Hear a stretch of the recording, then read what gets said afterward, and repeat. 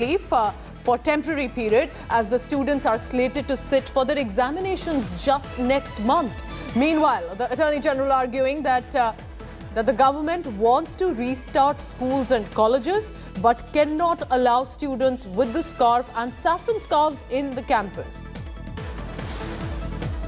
Nolan, I'm coming across to you because now for the viewers who are tuning in and the hearing that's underway, what is primarily now being said? Because if both sides are staying defiant, one asking for interim relief, another saying that there is a uniform, we have to stay mandated with that.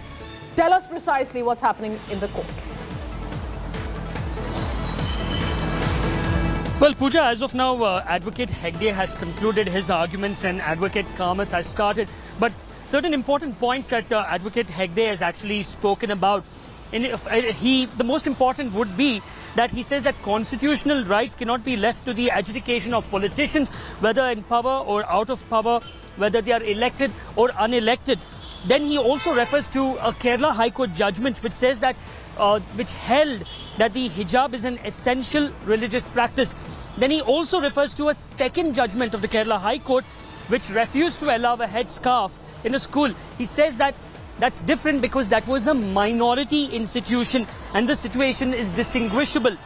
Finally, he points out to the Motor Vehicles Act. This is interesting. He says where it exempts Sikhs who wear turbans from the requirement of helmet while riding bikes. And finally, he says, in this case, I'll repeat, in this case, there should be interim orders which will protect the rights of the petitioners to attend the 3 months of college.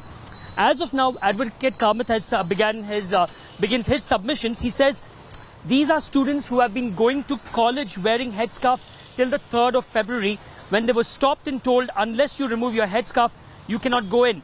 Now we must understand that Advocate Hegde was representing the Udupi students.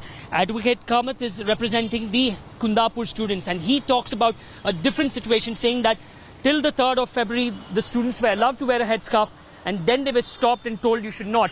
He then goes on to add that the government order issued on February 5 suffers from total non-application of mind. He says the 3 judgments relied on by the government order to say that wearing of hijab is not a fundamental right shows a complete non-application of mind. All these 3 decisions are totally against the state. So this is exactly what's happening now. So one advocate has completed his submissions representing the Udupi students. Advocate Kamath, now representing the Kundapur students, has begun his submission, taking on the government's order over there, stating that there has been no application of mind when they actually formulated that GO.